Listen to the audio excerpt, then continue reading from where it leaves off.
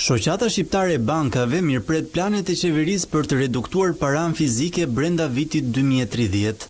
Ne si sektor mbështesim çdo iniciativë që vjen nga kushdo që kontribon në uljen e keshit në ekonomi, aq më tepër që në këtë rast flasim për kryeministrin që në emër të qeverisë dhe të qeverisjes së vendit shpall një objektiv, një ambicie, e cila është vërtet brenda pritshmërive që ne të gjithë diskutojmë në jetën e përditshme.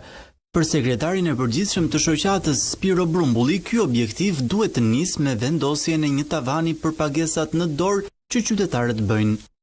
Mund të jetë 50.000 lekë, mund të jetë 70.000 lekë, 75.000 lekë, kjo ka diskutim, sepse varet edhe nga paga mesatare, varet edhe nga ajo që ti shpenzon mesatarisht për të mos goditur edhe njerëzit e tjerë që janë më të prekshëm, për të mos e bërë goditjen ndoshta me një herë të rënd, por që duhet patjetër vendosur një tavan. Veç infrastrukturës, si tranzicioni nga paraja kesh në duar drejt asaj digjitale në kanalet bankare të ndodh, duhet edukim. Tani kur flasim gjithmonë për një revolucion kaq domethënës, atë është revolucioni digjital, ky që po ndodh. Mos kujtojmë që është vetëm çështje teknike.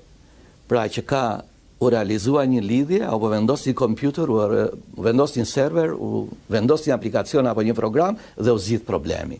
Këtë gjë e dim pak veta, dhe ne si përdorues nuk na intereson çfarë serveri është, çfarë lidhje përdorin, çfarë infrastrukture fare.